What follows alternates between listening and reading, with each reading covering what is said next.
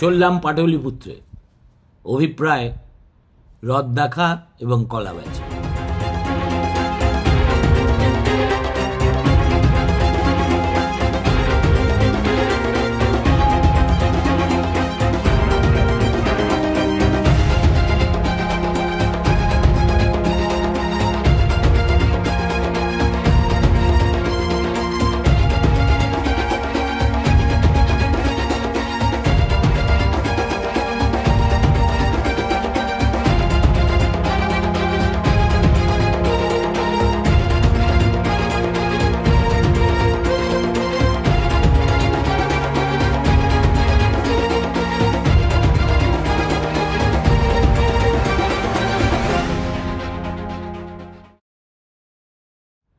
কেন যাচ্ছি? না গেলেও পারতাম। কারণগুলো একেবারে অকপটে আপনাদের পরপর বলে যাই। প্রথম কারণ, এই গতকাল না পরশুই আমি আপনাদের বালির শোভন উদ্যানে অক্ষয় কুমারের বাসস্থানের ছবি দেখিয়েছি। ভঙ্গুর, শ্যাওলা পড়া, শেকড় বেরিয়ে যাচ্ছে বাড়ির ভিতর থেকে। আমার নিজের অবস্থাও অনেকটা সেই রকম। সমাজ বিচ্যুত হয়ে বাড়িতে থাকতে থাকতে একটা প্রায় দমবন্ধকর অবস্থার মধ্যে আমি বেঁচে আছি। অতএব আমার মনে হলো যে এবার একটু জয়মা বলে চৌকাঠ পেরোনো দরকার।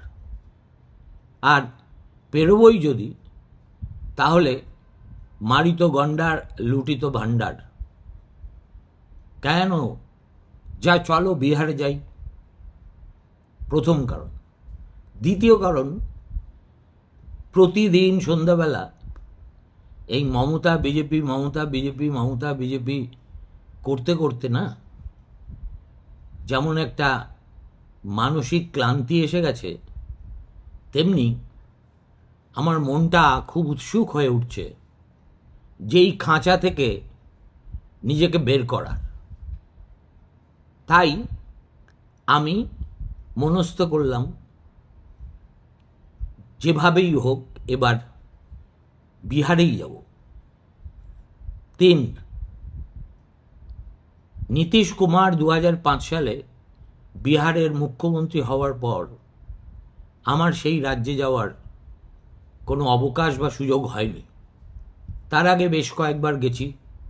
84 নির্বাচনে গেছি, 89 নির্বাচনে গেছি, কিন্তু তারপরে আমার যাতায়াতের ডেস্টিনেশন হিসেবে বিহার খুব একটা গুরুত্ব পায়নি। অথচ রাজনৈতিকভাবে বিহার যেমন বিচিত্র, তেমনি একটা অত্যন্ত গুরুত্বপূর্ণ প্রদেশ। সম্ভবত 1989-90 সালে বা কোনো একটা সময়, যখন, হয়তো আমি ডেটটা বলতে ভুল করছি, আপনারা মার্জনা করে নেবেন, যখন বিহার দ্বিখণ্ডিত হয়ে গেল এবং ঝাড়খণ্ড বলে একটি নতুন প্রদেশ গঠিত হলো, তখন অনেকেই বলতো আসলে সমস্ত শিল্প কারখানা তো চলে গেল ঝাড়খণ্ডের ভিতরে। সত্যি কথা বলতে কি, পাবলিক সেক্টর ইনভেস্টমেন্ট স্বাধীনতা উত্তর ভারতবর্ষে যত হয়েছে, তার 40% হয়েছে একমাত্র ওই একটি ক্ষুদ্র রাজ্য ঝাড়খণ্ডে। তাহলে বিহারের হাতে পড়ে রইল কি? রসিকতা করে লোকে বলতো, কেন? আলু, বালু আর লালু। আমার বিহার দর্শন ওই লালুর জমানায়, যখন বিহারকে একটা নৈরাজ্যের মডেল হিসেবে বাকি ভারতবর্ষ দেখত, কিন্তু লালু প্রসাদের ক্যারিজমা দেখে আমরা যারা শহুরে মধ্যবিত্ত পরিযায়ী সাংবাদিক তারা মুগ্ধ হতাম। এই ধরনের একটা বৈপরীত্য ছিল। একদিকে লালুর ভয়ঙ্কর একটা ক্যারিজম্যাটিক ইমেজ, অন্যদিকে প্রশাসন ধম্মের নামে ছেড়ে দেওয়া, এর মাঝখানেই দিন যাপন করত বিহার। সন্ধে নামলে বাড়ির লোকজন, বিশেষ করে মেয়েরা, রাস্তায় বেরোতো না। খুন খারাপি, গুন্ডা গার্দি, কিডন্যাপিং ছিল নিত্যকার সমস্যা। এবং বিহার ছিল একটা বিমারু স্টেট, অর্থাৎ এমন একটা রাজ্য যে সামাজিকভাবে অত্যন্ত অস্থির এবং অনিশ্চিত, অর্থনৈতিকভাবে একেবারেই স্থিতিশীল নয়। সব মিলিয়ে একটা কিম্ভূত কিমাকার রাজ্য বললেই ভালো হয়। কিন্তু লালু পরবর্তী বিহার দেখার সৌভাগ্য আমার এখনো পর্যন্ত হয়নি। তৃতীয় কারণ তাই আমার মনে হলো, গত 20 বছরে বিহারে কি পরিবর্তন হয়েছে, কতটা উন্নয়ন হয়েছে, মানুষ কি বলছে, কেন নীতিশ কুমার উপর্যুপুরি 20টা বছর বিহার শাসন করতে পারছেন। এই জিনিসগুলো খুবই চিত্তাকর্ষক, উত্তেজক এবং আমার কৌতূহলের যে পরিসীমা তার ভিতরে। 4, বিহারই প্রথম রাজ্য যেখানে একটা পুরোদস্তুর এসআইআর এক্সারসাইজ শেষ হওয়ার পরে বিধানসভার ভোট হতে চলেছে। আর আমাদের রাজ্যে আমি যখন কলকাতায় ফিরব তখন হয়তো এসআইআরটা শুরু হয়ে যাবে। এসআইআর পরবর্তী একটা রাজ্যের ভোটের চিত্রটা কেমন হয় সেটা তো বিহারে না গেলে কারুর পক্ষে বোঝাই সম্ভব নয়। অতএব আমি স্থির করেছি, যেহেতু আমাদেরও সেই অগ্নি পরীক্ষার মধ্যে দিয়ে যেতে হবে, আমাদের রাজ্যেও 2026-এর নির্বাচন হবে এসআইআর এক্সারসাইজ কমপ্লিট হওয়ার পর। অতএব মনে হলো যে একবার চক্ষুকর্ণের বিবাদ ভঞ্জন করে দেখে আসা উচিত কি হচ্ছে। পঞ্চম কারণ, আমি যে কয়বার বিহারে গেছি, আমার একদিকে অনুন্নয়ন ছেড়ে দিন, পাটনা শহরটাকে একটা মফস্বলের রাজধানী ছাড়া তখন আর কিছু মনে হতো না। পাতে দেওয়ার মতো হোটেল বলতে এক ময়ূর শেরাটন ছিল, আর একটা চাণক্য বলে বিহার ট্যুরিজম ডেভেলপমেন্টের হোটেল ছিল। এখন শুনতে পাই নীতিশ কুমার সেই রাজ্যের অবয়ব নাকি একেবারে খোলনলচে বদলে ফেলেছেন। কোন জাদুমন্ত্রে বদলালেন, কিভাবে বদলালেন, কারা তার এই বদলের শরিক, এর ফলে তার পলিটিক্যাল ডিভিডেন্ড কোথা থেকে আসছে, এই সব যে প্রশ্ন, এই প্রশ্নগুলো আমার কাছে খুবই গুরুত্বপূর্ণ মনে হয়। অতএব চলো বিহার। এবং শেষ কথা হচ্ছে, বিহার পলিটিক্স বাইরে থেকে আসা যে কোনো মানুষের কাছে বা সাংবাদিকের কাছে একটা জিগস পাজেলের মতো জটিল। কেননা এই রকম জাতি কণ্টকিত জনজাতি ভারতবর্ষের অনেক রাজ্যেই হয়তো আছে, কিন্তু তাদের অ্যাসারশন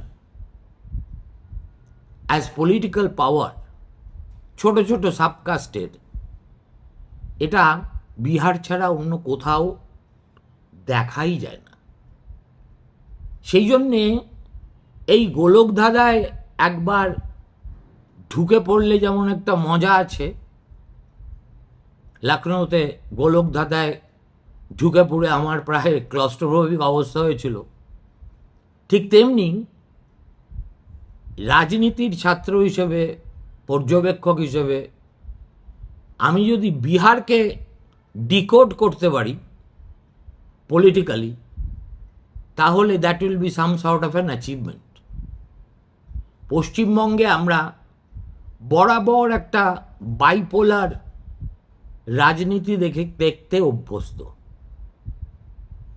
আগে ছিল সিপিএম বনাম কংগ্রেস, এখন হয়েছে টিএমসি বনাম বিজেপি। এবং যে যাই বলুক, কাস্ট, সাবকাস্ট, এগুলো আইডেন্টিটি পলিটিক্স একটু একটু করে পশ্চিমবঙ্গেও মাথাচাড়া দিচ্ছে। মতুয়াদেরকে ঘিরে, রাজবংশীদের ঘিরে। কিন্তু তবু তারা কিন্তু এই identity politics so far has not been the defining feature of Bengal politics. সুতরাং আমাদের পক্ষে একটু বুঝতে যাওয়া সত্যিই কঠিন। আর এর পরে যে ফ্যাক্টরটা আমাকে বিস্মিত করে সেটা হচ্ছে সিপিআই-এমএল লিবারেশন। সিপিআই-এমএল লিবারেশন কি আয়রনি দেখুন। এই দলটি সংসদীয় গণতন্ত্রের মূল স্রোতে চলে এসেছে অনেক দিন, কিন্তু তাদের নিজস্ব আদর্শগত স্বাতন্ত্র্য, নিজস্ব নীতি, আদর্শ কর্মসূচি থেকে তারা কিন্তু বিচ্যুত হয়নি। এই যে একটা বাম আন্দোলনের একটা বিকল্প পরীক্ষা এবং ইদানিংকালে ভোটের বাক্সেও যথেষ্ট সফল হওয়া,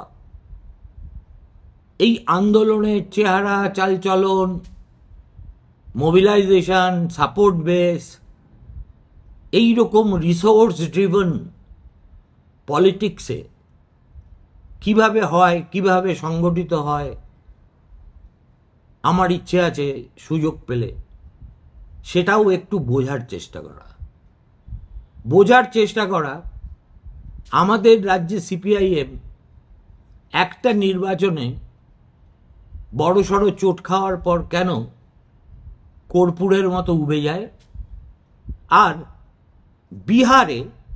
বিহারে অবশ্য বরাবরই বামপন্থী, চরম বামপন্থী এবং সোশ্যালিস্টদের একটা বিচরণ ক্ষেত্র ছিল। এখন কর্পূরী ঠাকুর কেউ বিজেপি তাদেরই আইকন হিসেবে ইউজ করার চেষ্টা করছে। কর্পূরী ঠাকুর, রাম মনোহর লোহিয়া এরা কোনোদিন ধর্মীয় রাজনীতি করেননি। আর বিহারের প্রকৃত আইকন বলে যদি কিছু থাকে তাহলে দুটি নাম, একটা কর্পূরী ঠাকুর, তার অনেক পরে জয়প্রকাশ নারায়ণ।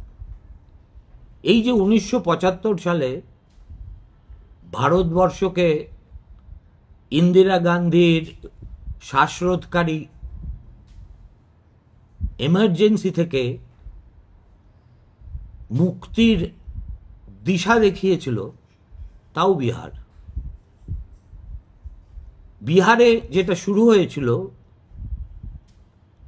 সেটা একটা ছাত্র আন্দোলন, বিহার ইউনিভার্সিটি।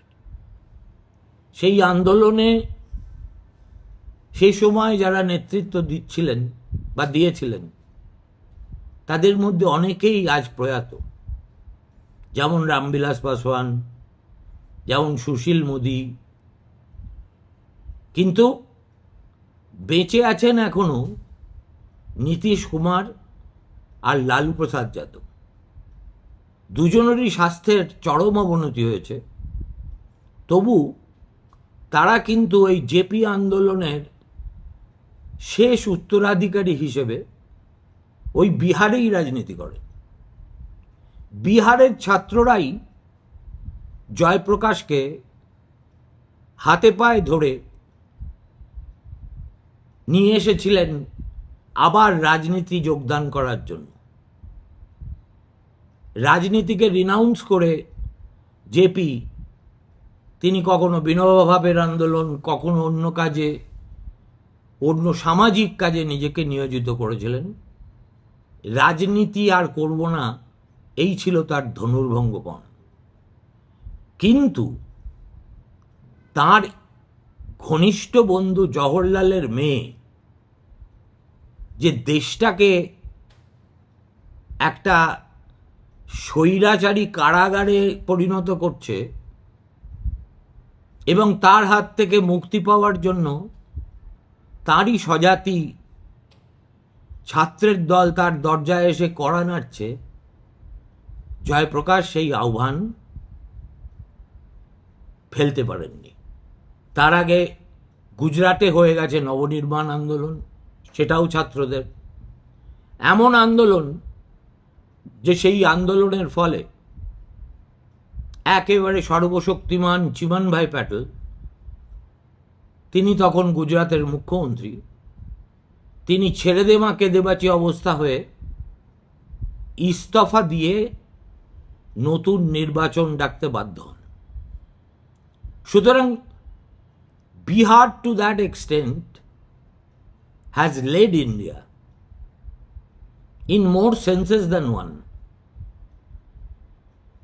সুতরাং এর ঐতিহাসিক তাৎপর্য আমি না হয় প্রাচীনকালে পাটলিপুত্রের কথা বাদই দিচ্ছি, মগধের কথা বাদ দিচ্ছি, চন্দ্রগুপ্ত মৌর্য, কৌটিল্য, নালন্দা, বিক্রমশিলার কথা বাদই দিচ্ছি, বোধগয়ার কথা, বুদ্ধির সার্কিট এখন যেটা তৈরি হয়েছে, এগুলো সব কিছুই বিহারের উত্তরাধিকার। আর এই বিহার প্রধানত আমার যতদূর মনে পড়ে চলতি কথায়, চলতি পার্ল্যান্সে মোটামুটি কয়েকটা রিজিয়নে বিভক্ত। বিহারে জেলা আছে 38টি। এত জেলা থাকার প্রয়োজন আছে কিনা সেটা অন্য প্রশ্ন, কিন্তু এই 38টা জেলার মধ্যে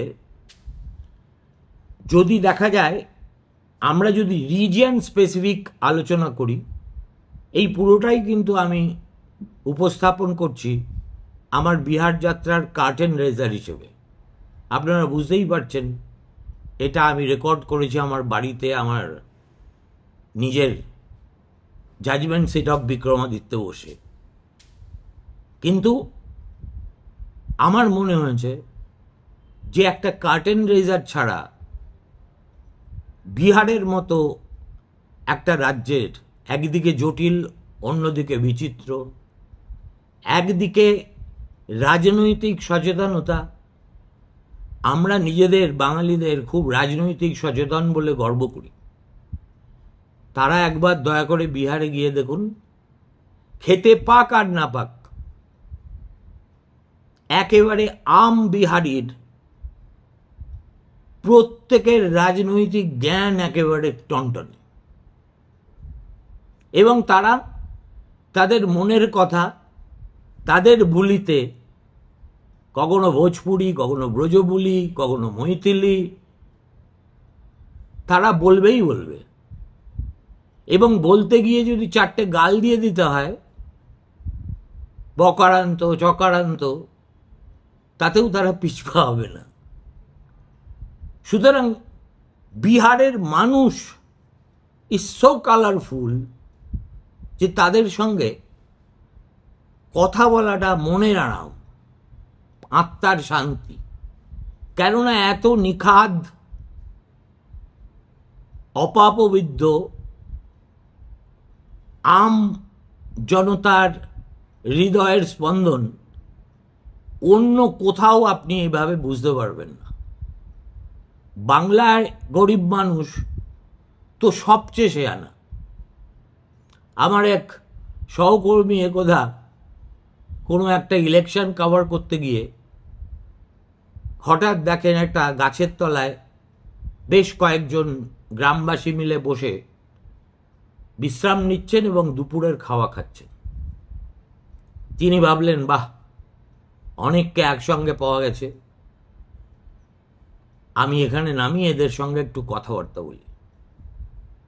সে খুব স্মার্টলি গিয়ে তাদের পাশে বসে জিজ্ঞেস করলো, কাকা, এবার হাওয়া কোন দিকে? আমার বন্ধুটির মুখের দিকে তাকিয়ে একজন বলে উঠলেন, হাওয়া চতুর্দিকে। অর্থাৎ হাওয়া কোথায় জানি কিন্তু বলবো না। এই হচ্ছে বাঙালি ভোটার। আর বিহারি ভোটার, যা জানি তা তো বলবোই, যা জানি না তাও বলবো না, তাও বলবো, এবং অকুত ভয় হয়ে বলবো। সো এই বিহারের মাঠে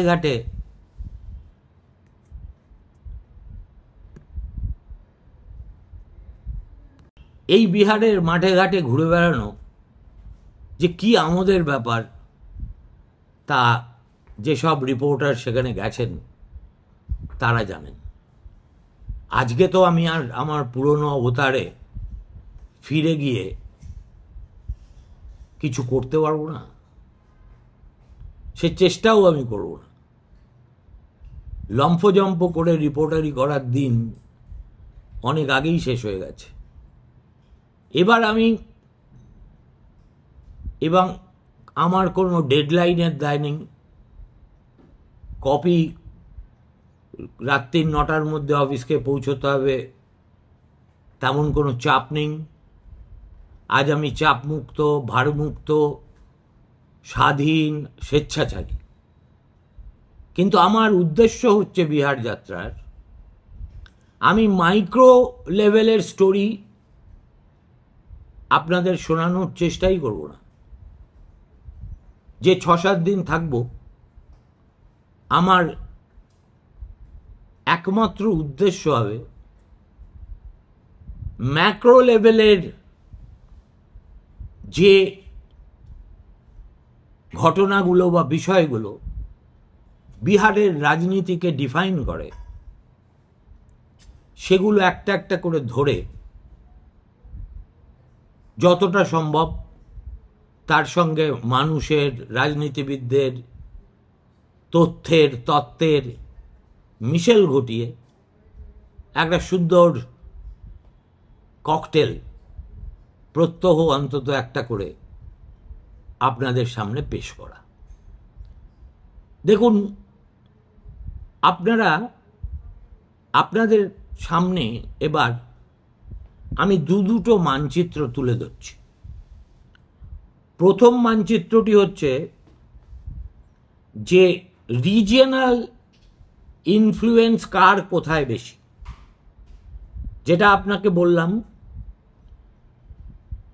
হয়তো কাজের সুবিধের জন্যই বিহারকে বেশ কয়েকটি 4-5টি অন্তত অঞ্চলে বিভক্ত করে মানুষ কথাবার্তা বলে। একটা হচ্ছে সীমাঞ্চল। এই সীমাঞ্চল হচ্ছে সেই জেলাগুলো, যেমন কিষানগঞ্জ, আরারিয়া, এগুলো হচ্ছে পশ্চিমবঙ্গের সমীপবর্তী। আপনি যদি ইসলামপুর থেকে বিহারে ঢোকেন তাহলে কিষানগঞ্জ প্রথমেই পাবেন, তারপর পাবেন আরারিয়া, এবং এইভাবে আপনি যদি যত ভিতরে ঢুকবেন তত আপনার অন্যান্য অঞ্চল দেখার সৌভাগ্য হবে। এই যে পূর্বাঞ্চল, এই পূর্বাঞ্চলের জেলাগুলি বেশিরভাগ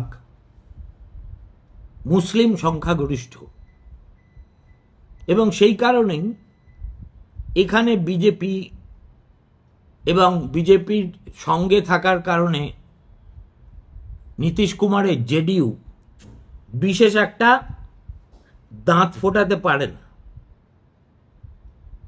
এটা সেদিক থেকে দেখতে গেলে আপনারা বলতে পারেন পূর্বাঞ্চল হলো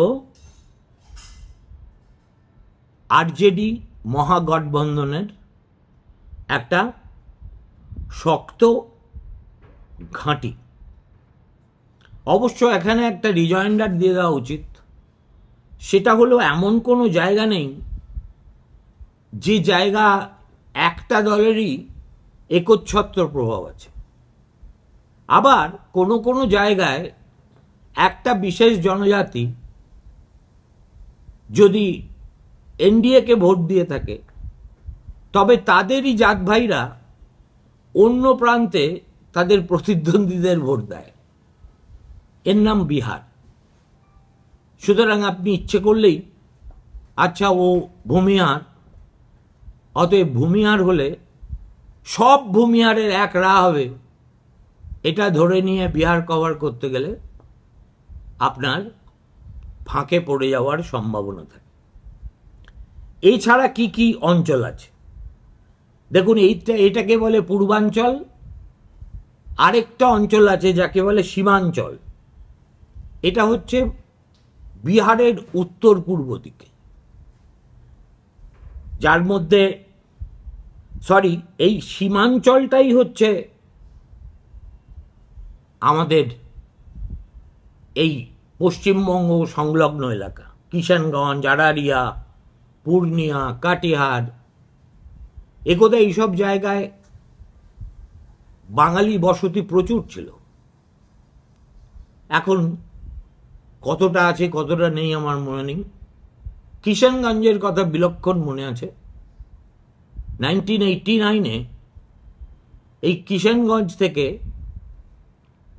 আমাদেরই পেশার একজন আইকন হঠাৎ সাংবাদিকতা ছেড়ে রাজীব গান্ধীর গ্যাস খেয়ে কংগ্রেসের টিকিটে ভোট লড়তে নেমে পড়েছিল। তার নাম এমজে আকবর। আকবরের প্রতিদ্বন্দ্বী ছিলেন যিনি, তিনি একজন দুধে মুসলিম আইএফএস অফিসার এবং এমন একটা কাগজ বার করতেন যার নাম ছিল Muslim Indian, not Indian Muslim. Shahabuddin ছিল তার নাম। ওই টক্করে তেলেনিপাড়ার মোহাম্মদ জাভেদ আকবর কিন্তু ওই রকম ডাকসাইটে শাহাবুদ্দিনকে হারিয়ে দিয়েছিলেন। আকবরের কপাল খারাপ, তিনি নিজে জিতলেন বটে, কিন্তু কংগ্রেস ভোকাট্টা হয়ে গেল। সে যাই হোক, সীমাঞ্চল পেরিয়ে এবার আসা যাক মিথিলা অঞ্চলে। এটা হচ্ছে উত্তর বিহারে, যার মধ্যে আছে দ্বারভাঙা, মধুবনী, সমস্তিপুর। এটাও কিন্তু এক অর্থে আরজেডি ট্র্যাডিশনাল বেস, কেননা যাদব প্লাস মুসলিম, যেটা আরজেডির কোর ভোট ব্যাংক, তাদের প্রবল প্রতাপ আছে এই এলাকায়। আবার এমন নয় যে এখানে এনডিএর শরিকদের একেবারে কোনো প্রভাব নেই। অর্থাৎ মিথিলা অঞ্চলেও দেখা যাবে লার্জার ট্রুথের মধ্যে আরও ছোট ছোট ছোট ছোট খণ্ডিত বেশ কয়েকটি সত্য লুকিয়ে আছে। এরপরে আসুন মগধাঞ্চল। এটা হচ্ছে সেন্ট্রাল সাউথ বিহার। তার মধ্যে পড়ে গয়া, জেহানাবাদ, নাওয়াদা। এখন এখানে কিন্তু বিজেপি জেডিইউ কম্বাইন যথেষ্ট প্রভাব বিস্তার করতে সক্ষম হয়েছে। আর তাদের সঙ্গে আছে যেসব একেবারে ছোট ছোট খুচরো আঞ্চলিক দল, যেমন ধরুন হাম, তাদেরও এই তল্লাটে যথেষ্ট প্রভাব আছে। এবার আসা যাক পশ্চিম বিহারে। পশ্চিম বিহার মানে ভোজপুর, বক্সার, রোহতাস। ভোজপুরি গান আর ভোজপুরি তারকা আমাদেরই এই পশ্চিমবঙ্গের রাজনীতিতে টলি তারকাদের মতো এখন রাজনীতির স্পেসে আলো জ্বালিয়ে ঘুরে বেড়াচ্ছেন। সেটাও বড় মজার দৃশ্য, আমার উপভোগ করার ইচ্ছে আছে। বাকি রইল সাউথ ওয়েস্ট, যেটা ঝাড়খণ্ড বর্ডার সংলগ্ন। এখানে এনডিএ কম্বাইনের আরজেডির তুলনায় অনেক বেশি প্রভাব, এবং তার অনেকগুলো কারণ আছে, কিন্তু তার মধ্যে আমি ঢুকছি না। এই যে আমরা দেখতে পাচ্ছি যে এই যে আঞ্চলিক ক্ষমতার একটা উপর উপর বিন্যাসের ছবি তুলে ধরলাম, এখান থেকে তার মানে কার কোন কোন জাতি কার কোর স্ট্রেংথ। আরজেডির কোর স্ট্রেংথ যাদব মুসলিম এবং কিছু এক্সট্রিমলি ব্যাকওয়ার্ড কাস্ট, এই আর একটা OBC cluster. BJP JDU combine, যেটা এনডিএর, তার কাস্টের ম্যাট্রিক্সটা অনেক বেশি প্রসারিত। তাদের সঙ্গে আছে এক্সট্রিমলি ব্যাকওয়ার্ড কাস্টের একটা বড় অংশ, অনুন্নত শ্রেণীর, অনগ্রসর শ্রেণীর মধ্যে যারা যাদব নন তাদের একটা বড় অংশ, উচ্চবর্ণের বেশিরভাগ, আর এর উপরে আছে তাদের জাতীয়তাবাদের জিগির আর নীতিশের আমলে উন্নতির চিত্রকল্প। এখন তার মানে দাঁড়াচ্ছে caste plus region plus development সব কিছু মিলিয়ে বিহারের রাজনীতিতে খুব চিত্তাকর্ষক কিছু ডাইমেনশন অ্যাড করে দেয়। এটাই আপনাদের এই অঞ্চলের প্রভাবের ছবিটা আপনাদের মানচিত্র তুলেও দেখিয়ে দিলাম, যাতে কিছুটা হলেও আপনাদের একটা স্বচ্ছ ধারণা তৈরি হয়। আজকে আমি যে রাস্তা দিয়ে বিহারে যাব, অতীতে কখনো সেই রাস্তা দিয়ে যাই। অবিক সরকারের পাল্লায় পড়ে 84 এবং 89 ভোটে আমাকে একেবারে তৃতীয় শ্রেণীর কামরায় চড়ে ভোট কভার করতে করতে কলকাতা পৌঁছতে হয়েছিল। সেই আলিগড় থেকে যাত্রা শুরু করতাম, থামতাম কলকাতায় এসে। আর এরপরে যখন গেছি বেশিরভাগই প্লেনে। এই প্রথম যখন সাহসী দেখাচ্ছি, তখন একটু বেপরোয়া সাহসী দেখানো যাক। আমি এবং আমার সঙ্গে আরো 2-4 জন আমরা মনস্থ করেছি সড়ক পথে যাব। ধানবাদ হয়ে এই গয়ার রাস্তা ধরে শেষ পর্যন্ত পাটনায়। ইনফ্রাস্ট্রাকচারাল ডেভেলপমেন্ট বলতে বিহারে গত 20 বছরে কি হয়েছে সেই ছবিটা দেখার সৌভাগ্য যাত্রাপথে হবে। মাঝে থেমে থেমে হয়তো একটু শিশুসুলভভাবেই আমি কায়দা করে আপনাদের ধারা বিবরণী শোনাব। দয়া করে প্যাক দেবেন না। নমস্কার, ভালো থাকবেন।